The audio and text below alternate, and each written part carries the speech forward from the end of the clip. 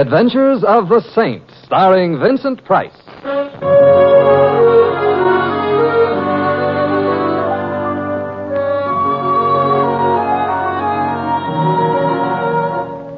The Saint, based on characters created by Leslie Charteris and known to millions from books, magazines, and motion pictures. The Robin Hood of modern crime now comes transcribed to radio, starring Hollywood's brilliant and talented actor Vincent Price as the Saint. Coming.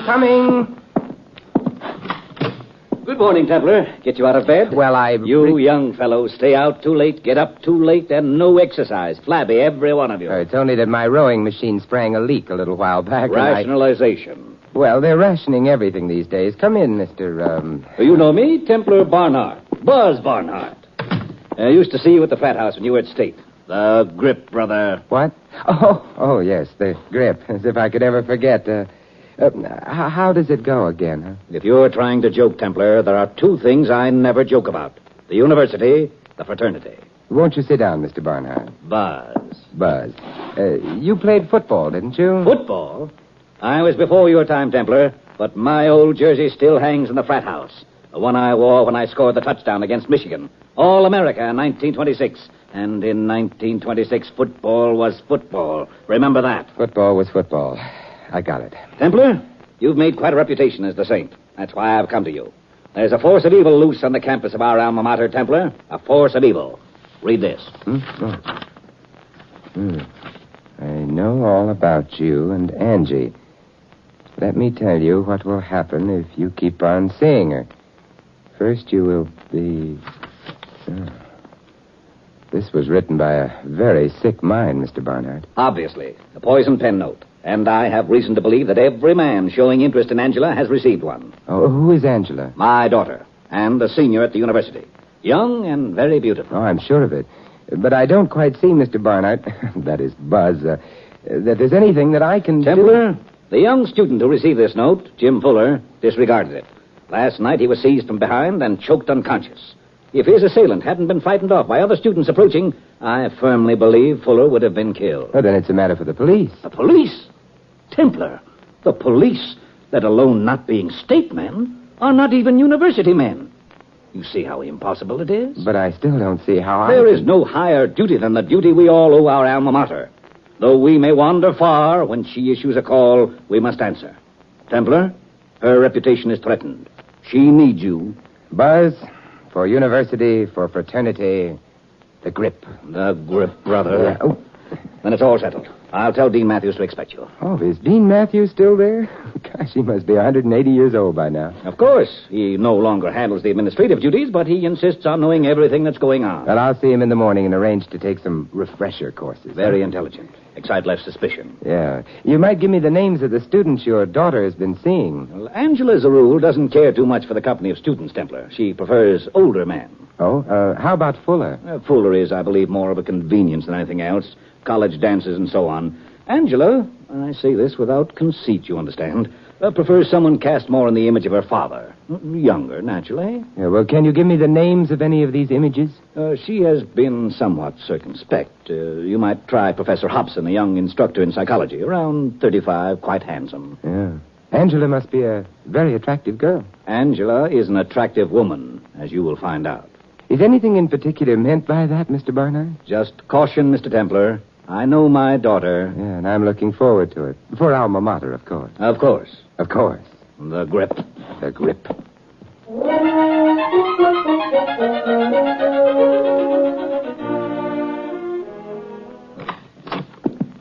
Good afternoon, Dean. My name is... Come in, Templar. How's that? I never forget a face. Never. Understand you're coming back with us again. Well, in a way, yes. Good. Finish the job this time, my boy. Graduate. Make up your mind to it, and you'll do it. Dean, I think you have me confused with... Nonsense. I remember you perfectly. Left here last semester, didn't you? As a matter of fact, Dean, I graduated from this fair tower of learning quite a number of... Well, a fair number of years ago. The reason I'm here just now is to audit a few courses, any courses, in connection with an investigation I'm making for Mr. Barnhart. But I understand all this. Oh, good. I understand your needs exactly. Fine. Angela Barnhart is a very interesting young woman. But now don't tell me you've received a note, too. How's that, young man? Nothing, sir. Now, about those courses, Dean. My assistant will arrange things with the registrar. I know exactly what you want. Oh, splendid. And this semester, Templar, make up your mind to buckle down to work. No more cutting classes. A job worth doing is worth doing well. Dean, Assiduity, stick-to-itiveness, and a constant image before you of your parents' proud smile when you bring home that diploma. You touched me. Study hard, think straight, and resolve to be the kind of a success which in later life will enable you to contribute generously to the alumni fund.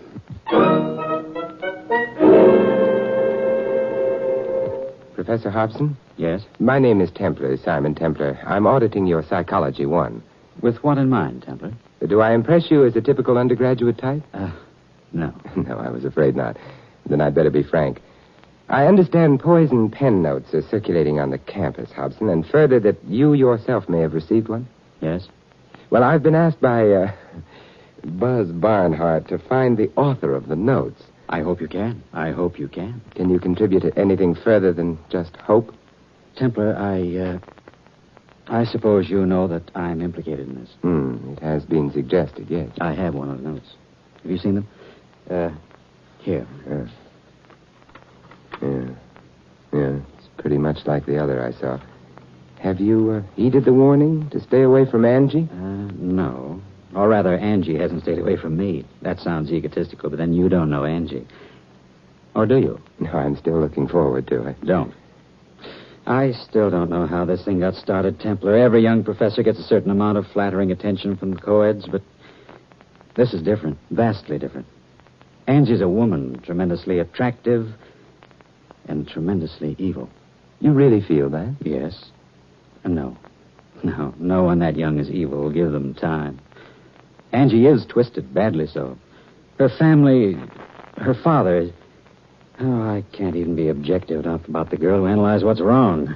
Have any ideas about the author of the note? No. Someone badly neurotic, perhaps dangerously neurotic, that's obvious.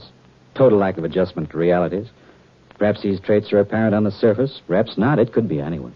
Well, you make my chances of finding him or her appear rather gloomy, Hobson. Why not? A neurotic, a psychotic in college ranks these days, we turn them out on an assembly line. I'm somewhat of an escapist, Templar. I sought a professorial post as a refuge, a serene and lofty observation point. Let others compete, struggle, become ulcer-ridden, not for me. Well, you could have chosen a better historical period. Any historical period.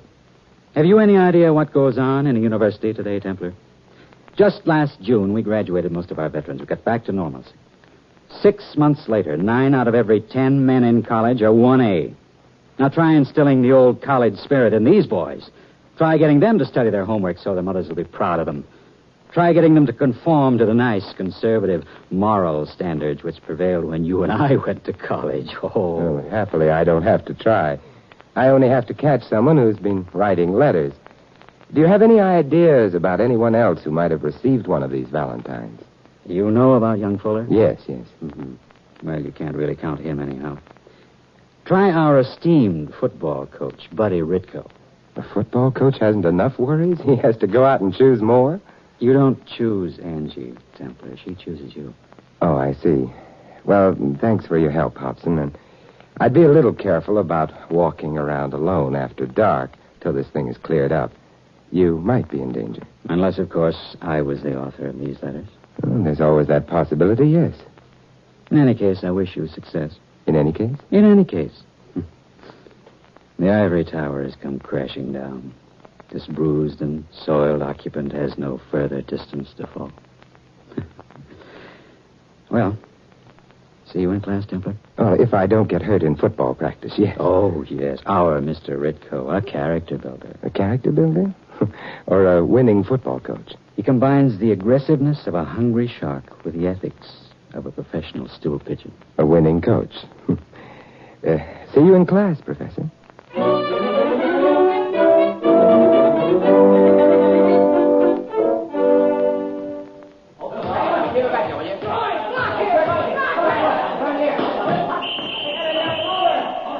right, break it up, boys. Hit the showers. I beg your pardon. My name is Templar, Mr. Ritko. Oh, an alumnus? Well, what's the complaint, Mr. Templar? No complaint, Coach. Just a little information. Oh, you want to know why we dropped 2 games last fall? Well, the ball was slippery and our quarterback was stupid. No, not that kind of information. I wanted some information about Angela Barnhart. Angela and you, as a matter of fact. Oh, you're pretty nosy even for an alum. Come on in the office. Oh, thank you. You haven't been writing me letters on the subject of Angela. So you got one, too. Huh? May I see it? Sure. Here. Yeah. It's pretty nasty. Oh, I've gotten worse. You should see them when I lose a football game. The man who wrote this might be dangerous, Ritko. I can handle myself. Yeah, you look like you can. Any aversions to telling me what there is between you and Angela? None? Except that it's none of your business? Oh, yeah. Her father asked me to investigate these letters. Oh, good old Buzz. I met Angie through him. He's the kind you find on every campus, if you're unlucky.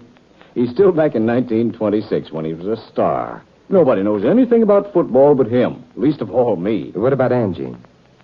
She's the kind you meet on the campus if you're lucky. Aren't you a little old for her, Ritko? She likes it that way. Couldn't this be trouble? It's worth it. All these notes were typewritten. You don't have a typewriter, do you, Coach? Look, these letters were written by a nut. I didn't have time to go to class when I went to college, but I'm smart enough to figure that. Am I nutty enough to be doing it? 43 coaches last year had nervous breakdowns. A lot more are acting strange, but the man with the net hasn't gotten them yet. Am I one of them? Well, pay your money and take your choice. Now, beat it. I'm busy. You're a hard man, Mr. Ritko. Yeah. Oh, there you are, Templar. I'd heard you'd come down to the gym. How are you, Mr. Barnhart? Buzz. Oh, you've met our friend Ritko. Arms around the neck, chums, Buzz. Good. Templar, Angela's waiting outside. She wants to meet you. I'm sure the desire is mutual. But don't you want to hear about... Tell me later. Right now, I'm going to stay here and show Ritko some plays Pop Warner used in the single wing. Some real plays, Ritko. Oh, sure, Buzz, sure. Jim dandies. Well, the trouble with you, Ritko, is that you don't understand the fundamentals of the... Well, what are you waiting for, Templar? A break in the conversation. Run along, Templar, and I wish you luck. You'll need it. And you, too. Yes, I'm used to it. Angie, you're not used to. Right, Buzz? Badly put, but right. Now, here's an off-tackle smash, Ritko. Sorry I can't stay with you happy people. Now, what was that you were going to tell me about Pop Warner? Oh, some play.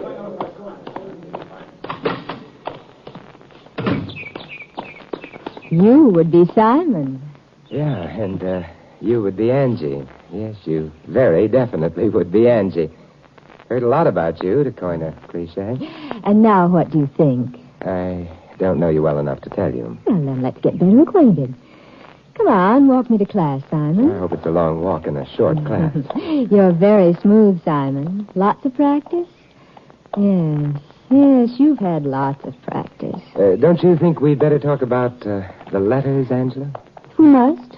I don't consider them particularly important. They're ugly and they're stupid and they're written by a man. That's all I know. Why are you so sure they're written by a man? Because they're ugly and stupid? Yes. But not you, Simon. Not you. Angie, I've been looking for you. Oh, hello, Jim. Jim Fuller, Simon Tim. Oh, how are you, Jim? Great. You work fast, Mr. Templar. Now, don't make a scene, Jimmy. Scene? What do you expect when you practically push my face down in the dirt and rub my nose in it? No one's asking you to keep bringing your face around, Jimmy. Angie, Go away, Jimmy, go away. All right, Angie, I'll see you later, maybe. Wasn't that a little cruel? Jimmy's a child, really a And child. you're pushing 70, of course. Don't talk down to me, Simon. And don't try to erect any barriers by talking about my age. People only erect barriers who are frightened. Psychology 1? Experience, too. Meet me tonight at the stadium, Simon? Oh, game tonight? No game. Just us. We can climb the stairs to the press box and look out over the whole campus. Not afraid of heights, Simon? Just high heels, my dear. I'll see you around 9, Simon. Now, don't keep me out too late. I've got to carry the ivy this year. Carry the ivy? College slang of another day, meaning to graduate. I'll get you home very early, Simon. In fact, I'll take very good care of you. I'll see you tonight. See you tonight, Angie. Ooh, it's a little warm today.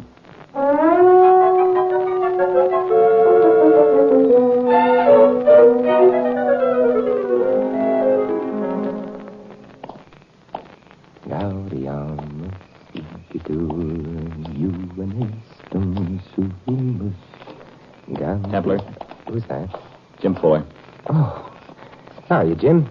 Don't try to be friendly, Templar. I know you're going to meet Angie. Oh, I shouldn't have bragged to the boys at the frat house. Not funny, Templar. Oh, I suppose it isn't. I'm sorry, Jim.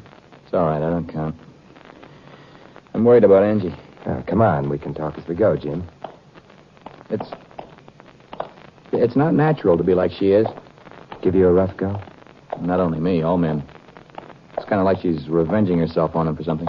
Well, how about this preference for older men? That's her pattern. Hobson, Ritko, you, and a lot of others. Mm-hmm. How long does it usually last? Not long. She cuts them up, too. What causes it, Templar? What is it? I want to help her, but I can't reach her. What's the matter? Over by the light tower alongside the stadium. I don't see him. Lying on the concrete. Come on. Huh?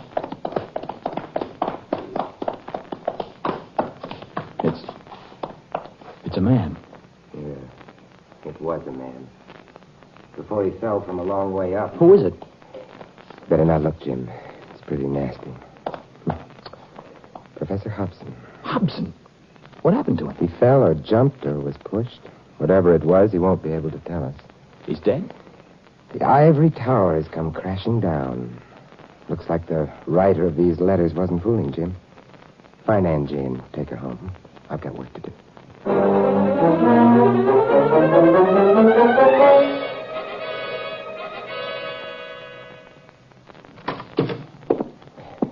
Good morning, Dean. Oh, Templar. Sit down. Thank you. Shocking thing about Hobson. Shocking. Accident, of course. What makes you think so? My dear fellow, Hobson was one of our professors.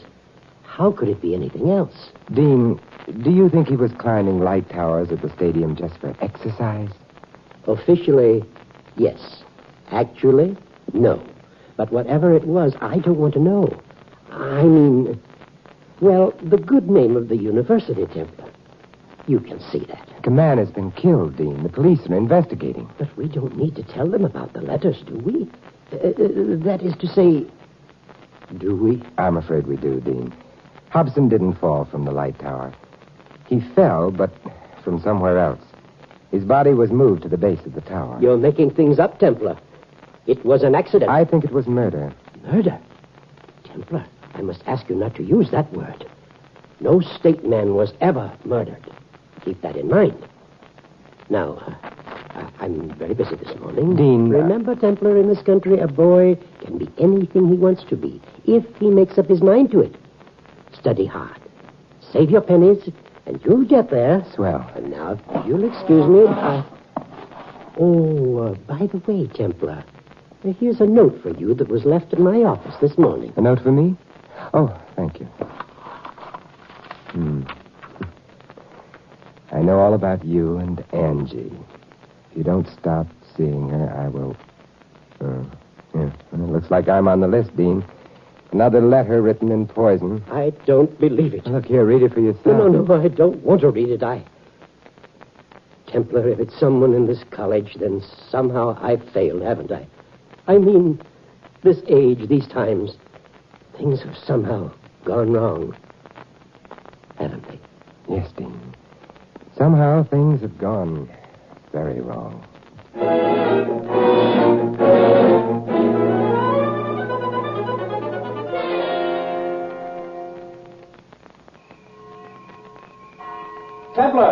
Templar, wait up!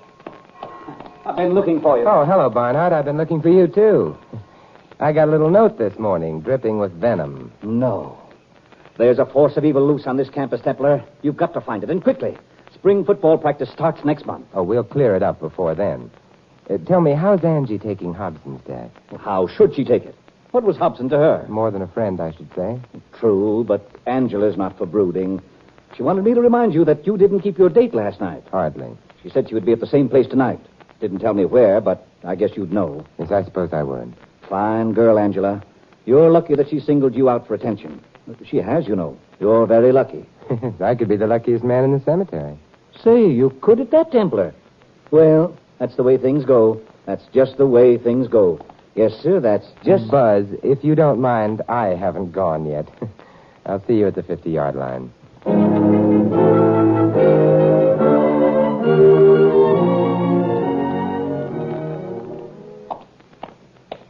Hello, Mr. Templer. Jim. It seems I meet you at the same spot every night. I know you're going to meet Angie. I followed her, and so I go up to the press box. You seem to get around, Jim. Now, tell me something.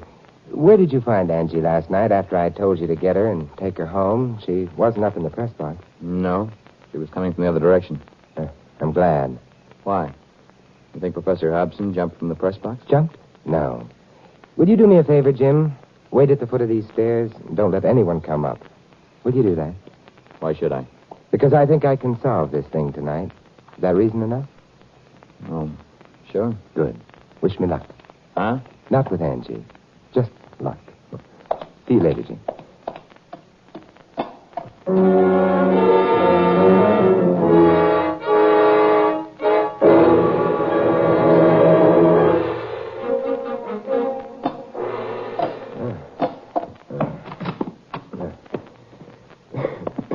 Anybody here? That's me, Simon.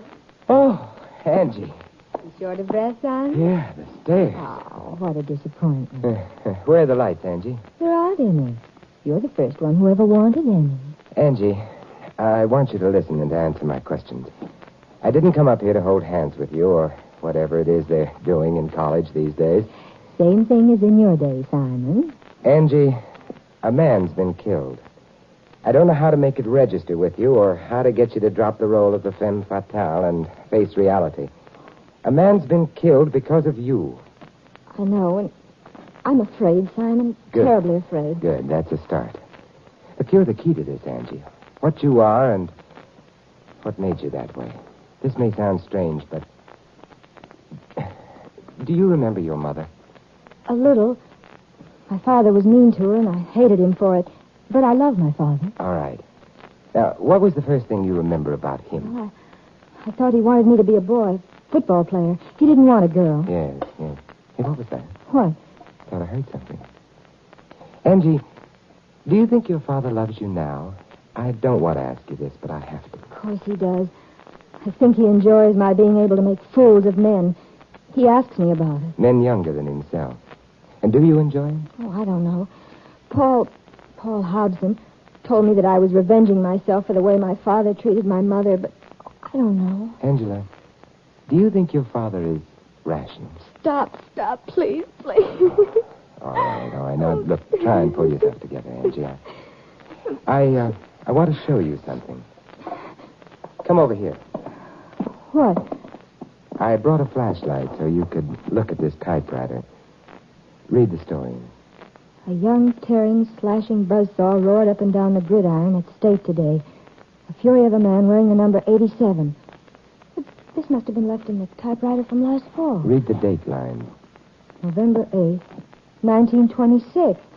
I don't understand. Read further. Wearing the number 87, today a football immortal was born in the fire of competition. His name, Buzz Barnhart. What, Simon, what... The person who wrote this wrote the poison pen notes. A very sick person, Angie. A person unable to face reality. Someone living in the past, still in that golden moment which was never afterward equaled. A sick brain who could sit up here and see himself down there on that empty football field and write stories about what used to be. No. They were better days than you ever saw, Templar. Far better. Father. Were you here all along, Buzz? I just came up. You told young Fuller not to let anyone up. Of course, Angie's father is different. I never thought much of Fuller anyway. He couldn't make our fraternity, Templar. Didn't even come out for football. Take it easy, Buzz. Wondering why I asked you here to catch the writer of the notes, Templar? A lot of criminals have it, Buzz, the subconscious desire for punishment. Nonsense. You were the only one against whom it was fun to compete. A state man. Father, how could you? How could Don't you? worry, Angie.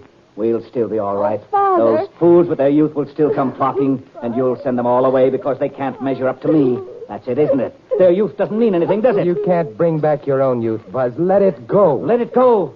I'm still twice the man any of you are. Look at Hobson. I picked him up like a baby, and he 20 years younger. And I'll do the same for you. Father, don't. Stay back, Buzz. Give it up. I saw you looking at her. I saw you. You're all alike, you young men. Come here, Templar. Come here. No, Father, no. Listen to me, Buzz. Now, It's 100 feet straight down. Let's see how young you look lying on the concrete, Templar. Let's see. Fuller, why you? look out, Jim. Look out. Dad. Oh. Don't look, Angie. Don't look. You all right, Jim? I guess so. I dodged, and he... Yes, I know. He made his last run. Take Angie home, will you? Well, Jim, will you? Oh, sure, Angie. I'll stay with Buzz. He'd like that. Fraternity brothers.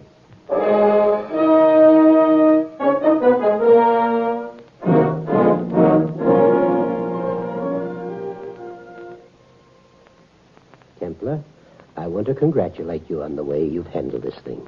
Exemplary. Well, I thought it was better for Angie's sake to put her father's death down to pure accident, Dean. Also Hobson's. Not the truth, but there are times to look the other way. Exactly. Times to look the other way.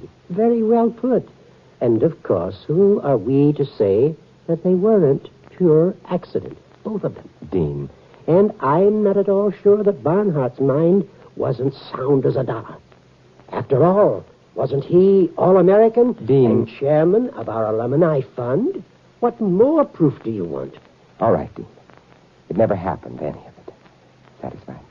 Yes, indeed. Proves what I've always said. Can't beat a college education. Send us the boy and we send you back the man. As the twig is bent, so the tree shall grow. I'll remember, Dean. Do so. And above all, keep a sound grip on reality. Well, good luck in your final exams, Templar. Thank you, sir.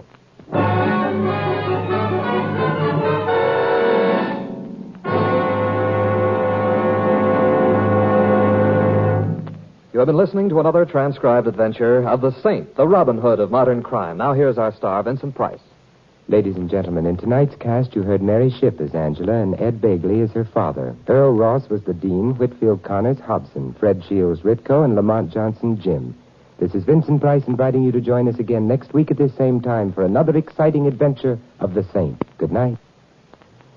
Tonight's script of the Saint was written by Dick Powell. 3 chimes mean good times on NBC.